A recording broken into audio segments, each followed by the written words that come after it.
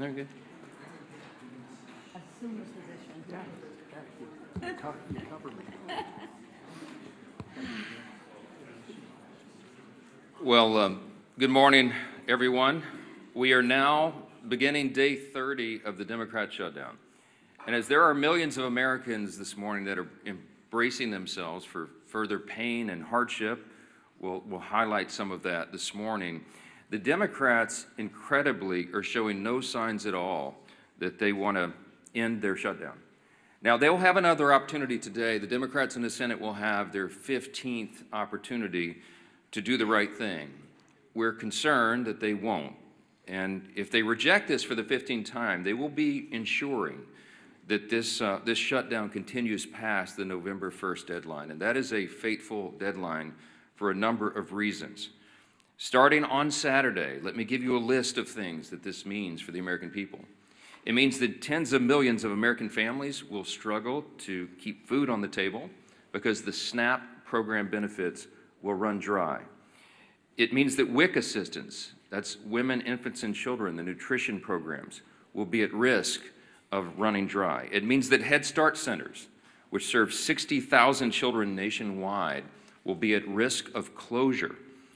Millions of federal workers, and we've listed them here every day. You're talking about air traffic controllers and TSA agents and park rangers and Border Patrol agents, law enforcement around the country. The stewards of our nuclear arsenal will miss their paychecks. Thousands of flights, by result, will be canceled or delayed, while our borders and national security will be directly jeopardized at a very dangerous moment in world history. And our country will lose tens of billions in gross domestic product. With each passing day, the pain gets more real, and the Democrats are guaranteeing when they vote to reject our clean funding resolution. We expect they will do that again today for the 15th time. They are showing no shame whatsoever in their actions. Now, just as we clearly know what is happening, which we've recounted here every morning, the American people can never forget. We also clearly know why it's happening.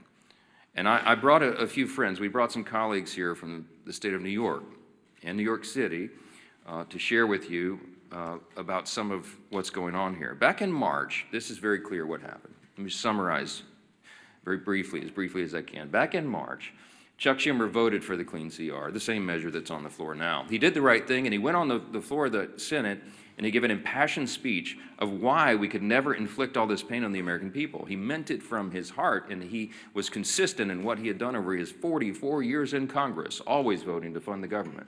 But when he did the right thing in March, he received an onslaught of criticism from the far left base in the Democrat Party. He almost lost his job. Many of you wrote about it. He was in jeopardy of not winning his next re-election. That's how serious it was. So Chuck Schumer got a bunch of consultants and staff in a back room, and they concocted a plan, a political stunt. And they determined right then that the next time there was a funding measure, no matter how meritorious and no matter how much it would cause pain to the American people, that he would vote against it. He would show a fight to President Trump so he could save his political skin. It's exactly what happened.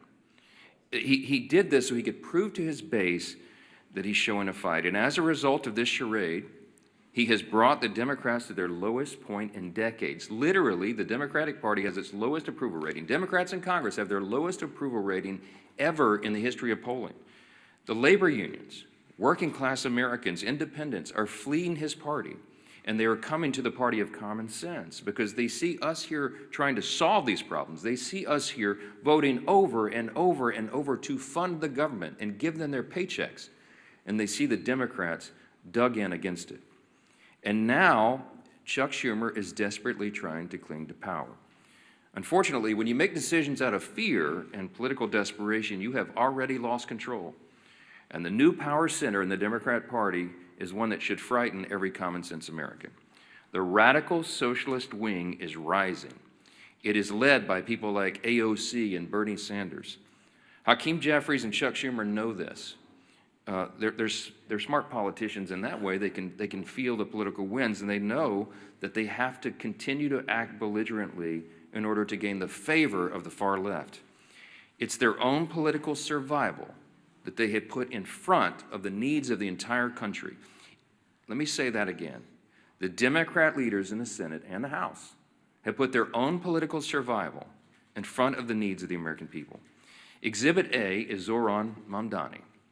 New York City, America's largest city, the cradle of capitalism that has always been, is facing a real crisis right now. They've got a 34-year-old, unproven, untested socialist who looks to be the next mayor. He may well be elected. Mamdani winning New York City would be the biggest win for the Marxists, the socialists, in the history of this country. We have, to this point, in nearly 250 years, been able to hold off those kinds of ideas. We've been able to cling to the foundational principles of America, the ideas of individual freedom and limited government and the rule of law and peace through strength and fiscal responsibility and free markets and human dignity. All those things are in jeopardy when the Marxists take over. And it's the clearest sign yet that the Democrats' radical Marxist wing is winning the battle for control of their party.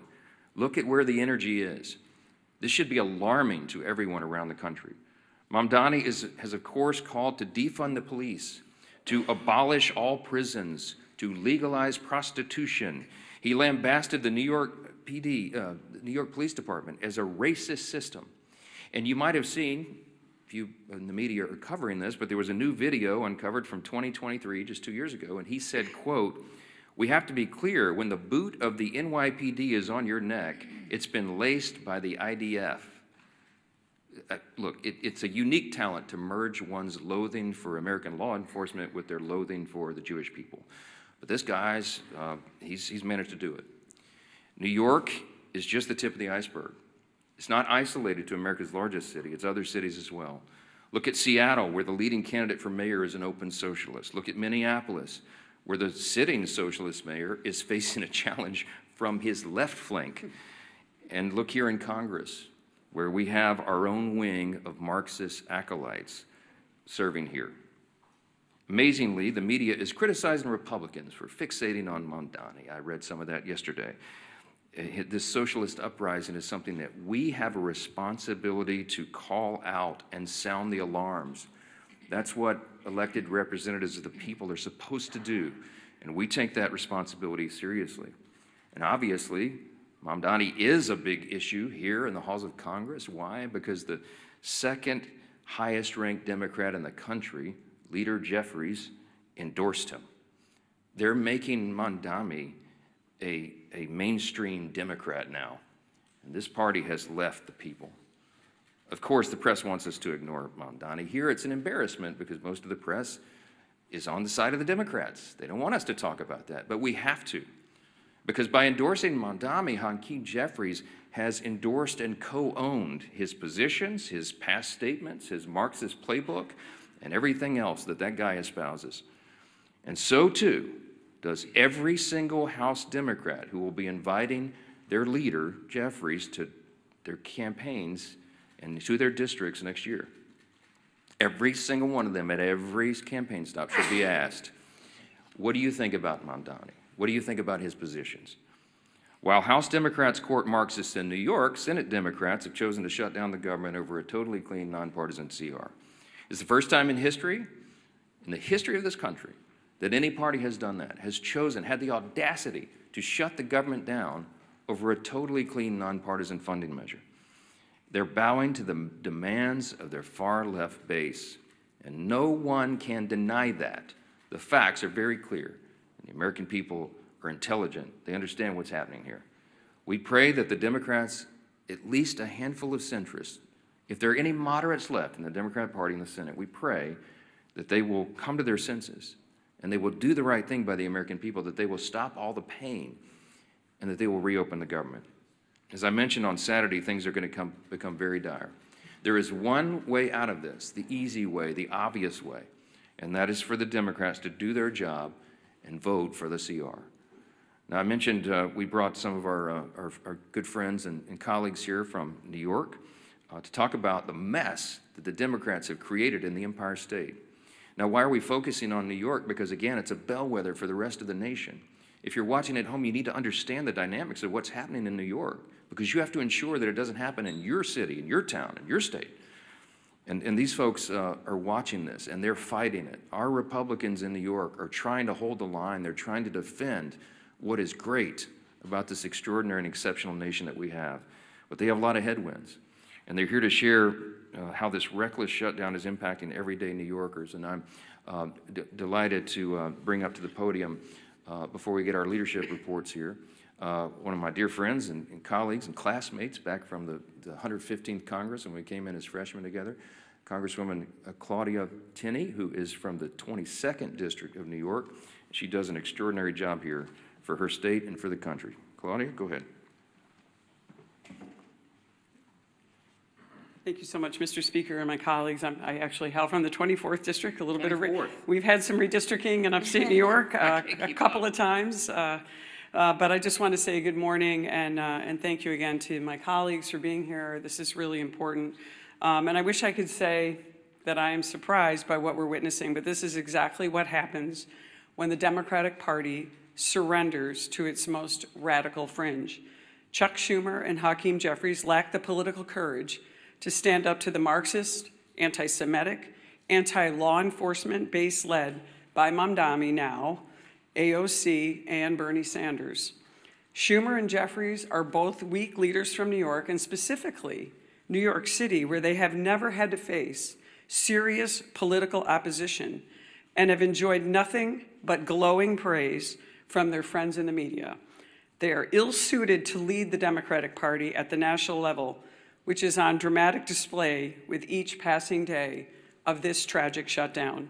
They have traded true leadership for appeasement, responsibility for disorder, and principle for political survival. This shutdown is their choice. They've surrendered to radicals funded by dark money groups pushing anti-police, anti-Israel, anti-American garbage. Now the country is paying the price. I served with Hakeem Jeffries in the New York State Legislature. He sat right next to me. I've seen this playbook before, as have my colleagues in New York who also served in the legislature. It is the same corrupt Albany routine. Reward insiders, punish taxpayers, and blame everybody else. Today, it is something far worse. A movement run by socialist, Marxist activists. I don't like to call them socialists, they're really Marxist. And extremist networks, and they have hijacked the Democratic Party. And as the Speaker pointed out, just look at Zohran Mamdani, a member of the State Assembly, by the way. He actually defeated a fairly liberal member of the Assembly, who is, in a narrow election, but there he is in the State Assembly. He is the face of the new far-left coalition, and make no mistake about it, the new leader of the New York Democratic Party. His campaign is not grassroots. It's bankrolled by Soros money, radical clerics, and communists working together to push a Marxist agenda in America's largest city. Schumer and Jeffries will not stand up to this movement. We've seen this because, as the Speaker pointed out, they're terrified of it. They have built their political survival on appeasing the far left, and now our entire country is being held hostage by it. They cannot open the government without angering the radicals who radically run their party. The Democratic Party is now controlled, as I said, by the Marxist activists, dark money donors. This is not a grassroots effort. And anti-American ideology is dominating this. And they would rather destroy the system than to lose power. And unfortunately, Leader Jeffries and Leader Schumer are just succumbing to this. New Yorkers are already paying the price, and we have been paying the price. From Albany's Medicaid for Illegal scheme to Mamdani's socialist city agenda, working families are being crushed under taxes, mandates, and ideology. And if we don't stand up, the damage will not end at the Hudson. It will reach every corner of upstate New York and across this country. We are here to fight for the men and women who build, farm, serve, and raise families across New York and our nation. They are the backbone of this nation, and they deserve a government that works for them, not the political insiders who have created this mess.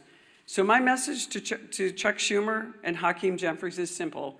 Stop playing games. Stop bowing to this mob and reopen our government. Pay our troops, fund essential services, and start putting American families and especially in my case and my colleagues here, New York families first. And my message to New Yorkers is this: stand up, speak out, reject this radicalism that has taken over not just our city, but will take over our state. And I thank you, Mr. Speaker. I appreciate the moment.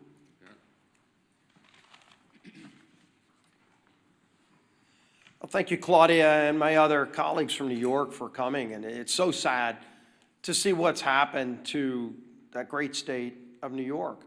But if you go back to November, when President Trump won an overwhelming victory to come back as president, defeating Kamala Harris, winning every one of the 7 swing states. In those months after, what you saw was this internal conflict within the Democrat Party. Who is the head of the Democrat Party? You heard it over and over. Some people are trying to raise their hand. A very, very weak bench of failed leaders, primarily governors from failed states, wanting to jump ahead of everybody else and claim the title. And yet, as the Democrat Party stayed that rudderless ship for months and months, because of this perfect storm, that the 2 top Democrat leaders in the House and Senate both hail from the state of New York, with the emergence now of Zohran Mamdani, you have seen Zohran Mamdani quickly become the new head of the Democrat Party nationally. Because Chuck Schumer, who is the head Democrat in the Senate, and Hakeem Jeffries, who's the head Democrat in the House, both hailing from New York, are scared to death of that far-left extremist, radical, socialist, Marxist movement in their own party, starting in New York. And because Mamdani has taken off there, it is affecting real people everywhere in America. Devastating consequences. We've talked about it over and over. You know, the last few weeks, we talked about the pain, the suffering that Democrats were causing to especially federal workers, our troops, air traffic controllers, every other federal worker who wasn't getting paid. Some, President Trump found ways to get paid. Others, there weren't ways to do the same thing, but the president worked overtime. Look at what the president did working overtime, at least doing his job, in China this morning. A historic trade deal with China announced, where they resolved some issues on tariffs. Our soybean farmers are going to be able to sell more of their products into China. Critical minerals that we'll be able to get. All of those things President Trump continues to do while Democrats want to try to spew chaos around the country. But the harm to families, as we've been talking about, while real, is unfortunately going to get worse. And we've been telegraphing this for weeks, pleading with our Democrat colleagues in the Senate. Just five Democrats need to get the courage to end the shutdown. And only they can do it. They know that. And what are those consequences? We've been talking for weeks. Coming this weekend, Saturday, 42 million SNAP beneficiaries will lose those benefits. Those cards are going to go to zero. When they go to the grocery store to try to put food on the table, there will be no money in those accounts. And what is Chuck Schumer going to tell those families? It's no longer hypothetical. It's no longer theoretical. It's real suffering and pain, and they know that. We've given you the quotes over and over these last few weeks. They admit they are causing suffering. They're using the American people for leverage, and they just don't care. But I think they're going to start hearing more and more from people. There's some people we've been hearing from. The National Veteran Advocate, his retired U.S. Army Sergeant Eric Donahoe, said this, quote, "The decision to vote against advancing the CR is now causing financial harm to families who serve this country." He went on to say, quote, "When I spoke with Democratic staffers that I know they called this shutdown a political opportunity. They think the more Americans hurt, the more power they gain. They even bragged about it," Donahoe said. Quote, "This isn't a headline to us. It's rent, it's groceries, it's mental health, it's stability." And of course, you've heard just a few days ago, we had the National Air Traffic Controllers Association and the American Federation of Government Employees demanding that Democrats pass the clean CR. More and more, you're seeing this growing chorus of people from all corners, including Democrat corners, telling their own party leaders, stop this madness, end the madness, and vote to open the government. But again, this weekend, it gets even more painful, more suffering that they will impose if they keep this madness up. And so I'm going to try to find 5 Democrat senators. It's all we need is 5. So let's start with John Ossoff in Georgia. Starting this weekend, over 1.3 million enrollees in SNAP in his home state of Georgia lose their benefits. 1.3 million, Senator. What are you going to tell those families if you vote no today? If you vote to take their food away this weekend? That's what your vote means today. 109,000 federal workers in his state of Georgia. Of course, the largest airport in America is in his home state of Georgia, and they're already experiencing flight delays in Atlanta. 231,000 women, infant, and children will lose their benefits in Senator Ossoff's home state of Georgia if he votes no today. Think about them when you're casting that vote. Senator Warner in Virginia, 825,000 SNAP enrollees in his home state of Virginia.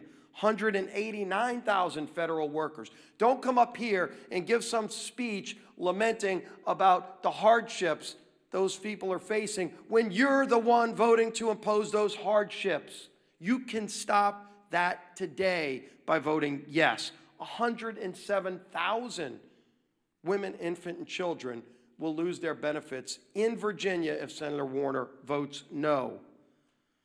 Tina Smith in Minnesota, 452,000 enrollees in the SNAP program, 33,000 federal workers, and 101,000 women, infant, and children in Minnesota will lose their benefits if Tina Smith votes no today.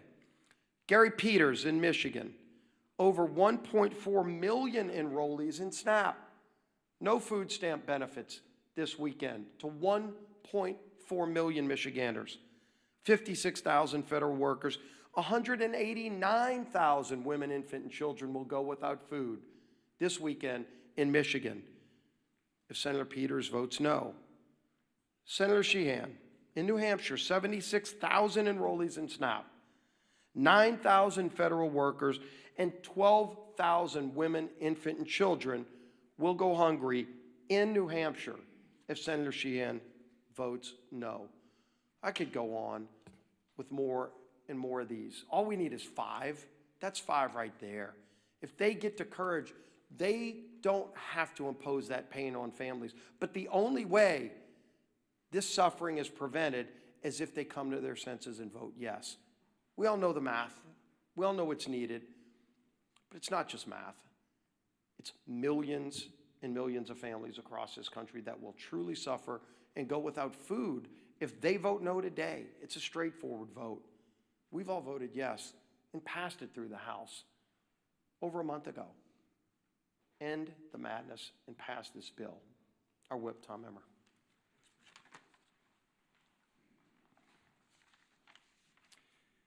We are officially 30 days into the Democrats' needless government shutdown. 30 days that millions of federal workers have gone without a paycheck. 30 days that critical telehealth services and in-home hospital care programs have been put on pause for the vulnerable Americans who need it most. 30 days that our national security has been put at risk due to staffing shortages. Not to mention the SNAP benefits that you've heard our leader go through in detail that will be cut off for more than 40 million low-income Americans if the Democrats fail to reopen the government before Saturday. It's been 30 days of pure obstruction from Democrat lawmakers who care more about appeasing the radical Mamdani and Omar Fata wing of their party than reopening the government for the people they were elected to serve. Americans are hurting. Families are turning to food banks. Major airports are issuing ground stops. But the Democrats don't care. In fact, they've orchestrated this chaos by refusing to support our nonpartisan government funding bill 14 times now. And for what? So that they can kowtow to the people like Kami. And I will just say to my great friend and colleague, Claudia Tenney, socialists are now the moderates in my grandfather's Democrat Party. These are communists and Marxists. They are kowtowing to the people like Kami Mamdani ahead of the election. People are struggling in the meantime to put food on the table, and the Democrats are too busy playing politics to do anything about it. It's disgusting, and it needs to end. I say it every day when we do this. Remember, all we need is 5 Senate Democrats to come to their senses, break ranks with Chuck Schumer, support our clean CR, and reopen the government. It's past time for Democrats in Congress to get serious and do their jobs for the people they were elected to serve, not for the communist mayoral candidate in New York City, our conference chair. Thank you. Kami Mandami, that might stick. That might stick. Well, good. Yeah, the truth hurts, right? Works. All right. Well, this Saturday, SNAP benefits run out for 42 million Americans. 42 million Americans, the SNAP benefits will run out. Let me say it one more time and let it sink in. 42 million families, including thousands in my home state of Michigan, could lose the ability to put food on the table for their families. Why? Because Democrats choose to use their pain and their hunger as leverage. Leverage for more wasteful spending, leverage to satisfy their radical base. And what are Republicans doing? Republicans did their job and are going to continue to do our job.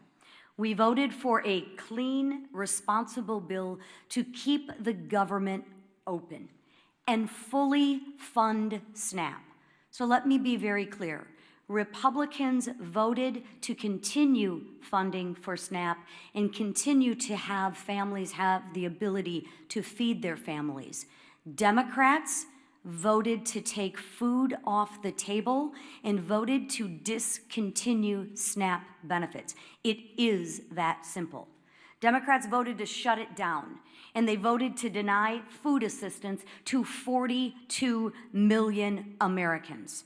And they voted that way more than a dozen times. Just so y'all didn't get confused, they wanted to make sure that they rubbed it in your face more than a dozen times that they wanted to stop the SNAP benefits. Not just once, not just twice, they wanted to make doggone sure you knew they voted more than a dozen times to kill the SNAP benefits, to take food off your table. Just so you're clear. And let's remember, they did it, and let's make sure that we don't forget, and let's make sure we remind them who voted to keep food on the table and who voted to take food off the table. Because at some point in time, they're gonna reverse what they're talking about and do what they normally do, and that's try and blame us. But let's hold them accountable for once to the votes that they've taken. I can assure you I will.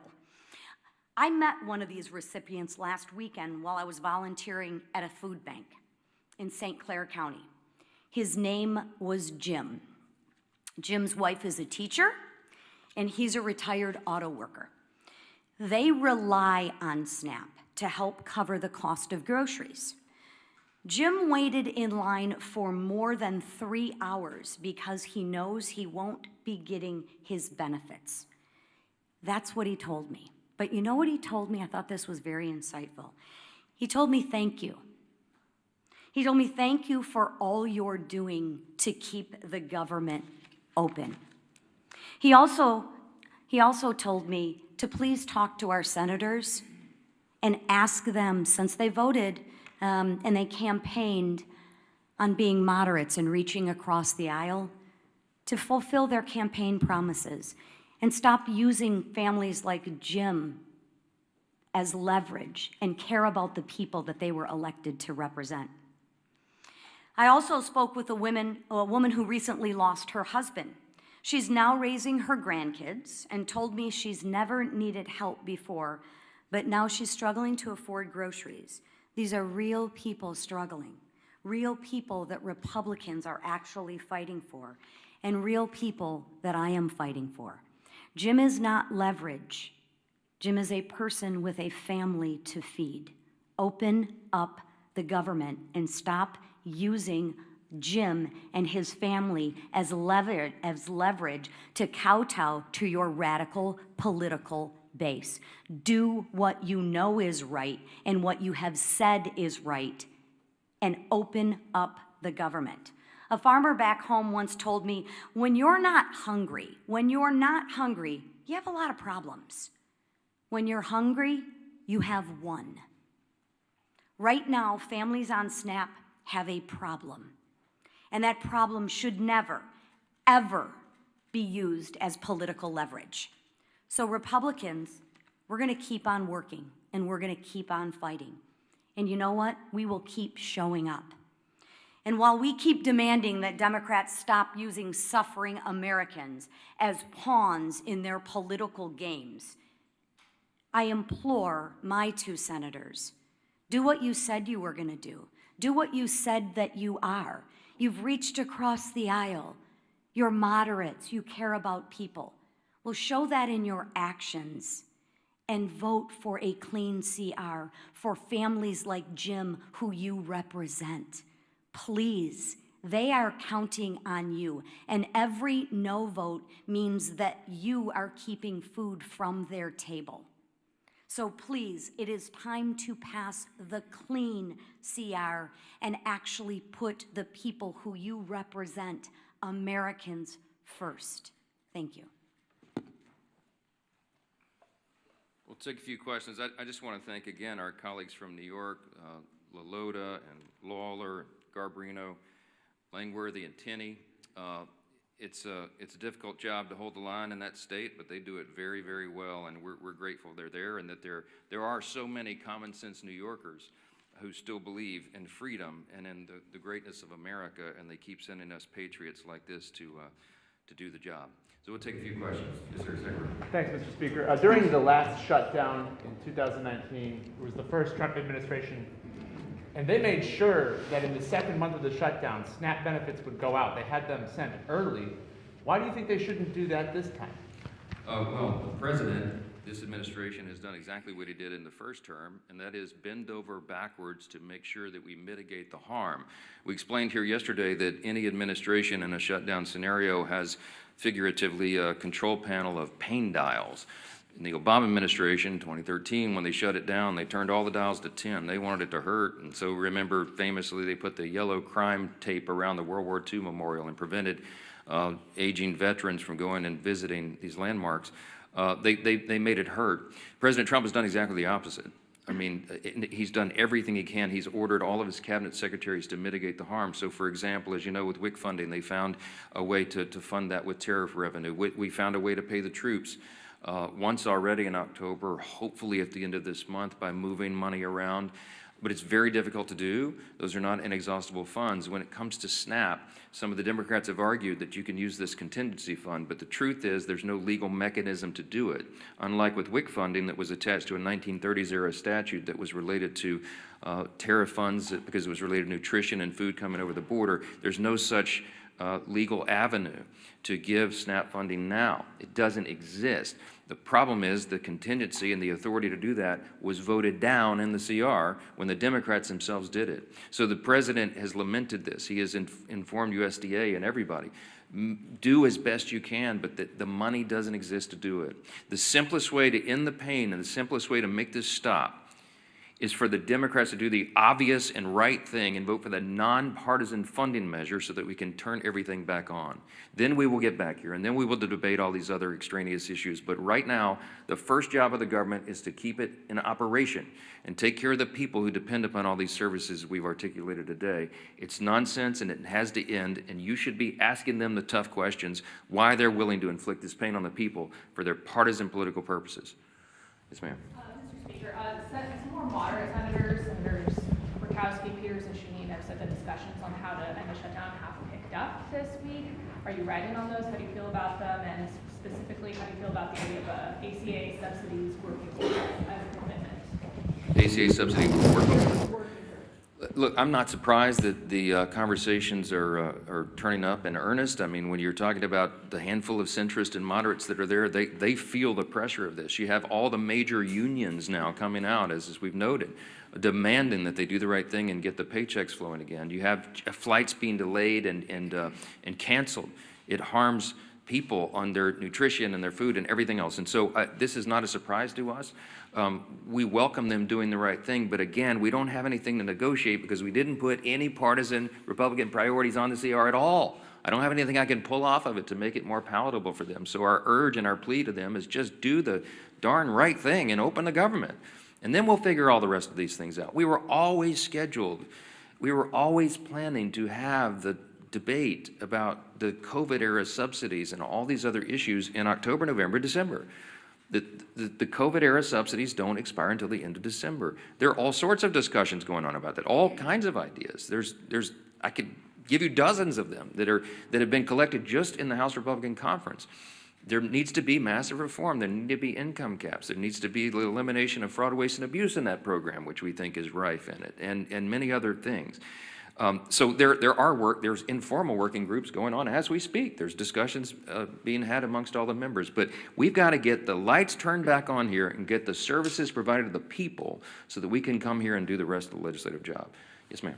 Would you be willing to fund part of the government for the full year, as some of the senators are discussing, without a CR to open them? These rifle shot bills that you keep hearing about deviates from the goal. We have one singular purpose, and that is to reopen and fund the entire government. The Democrats do not get to shut down the government and then make the decision on who's more important than the other and which little thing they want to fund to relieve their own political pain. We have one purpose, and that is turn this thing back on. And all those other efforts are deviations, and it's political games. They're trying to cover their own tails now because they know they have inflicted this pain. I'm going to remind you again 14 times. I bring my chart in every day. I'll bring it back tomorrow because I want everybody to remember. Republicans have voted 14 times to fund the government, and the Democrats have voted 14 times to close it. They are imposing the pain, and now they're feeling a little pain themselves because people are starting to let them hear about it. They better do the right thing. That's all we can say. Yes, ma'am. Mr. Speaker, you mentioned today that the Senate's going to vote for the 15th time. Senate Democrats are supposedly. The Senate's actually not voting today on the CR to fund the government. Do you agree with Leader Thune's decision to let Democrats sit with this over the weekend? They're not voting today on the CR, so SNAP benefits are going to lapse. They're not taking that vote today. Well, Leader Thune was pretty upset yesterday. We've all seen the video. Mad John on the floor, and it's appropriate. When we come in here and do these briefings, I can empathize with them because we're happy warriors. I like to come in and have a good time in press conferences and tell you good news and all of that. But this feels very much like in my state, Louisiana is a hurricane state. It's like giving a briefing during a hurricane, a Cat 5 hurricane, right before it hits shores. We put the sandbags around our homes and we board up the windows and we do everything we can to prepare, but we know the real pain is about to hit.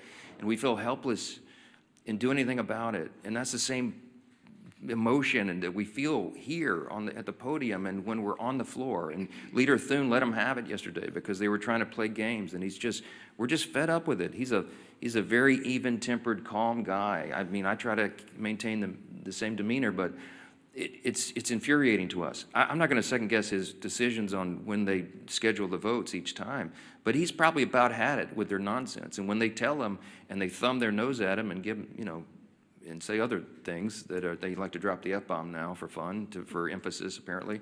When they tell him those things, he probably recognizes it's a futile effort. He realizes they're dug in, they don't care. They're more afraid of the Marxist, socialist, far left in the party than they are the harm that they're going to cause in the American people. That's a fact, and you need to make them try to refute that because they can't.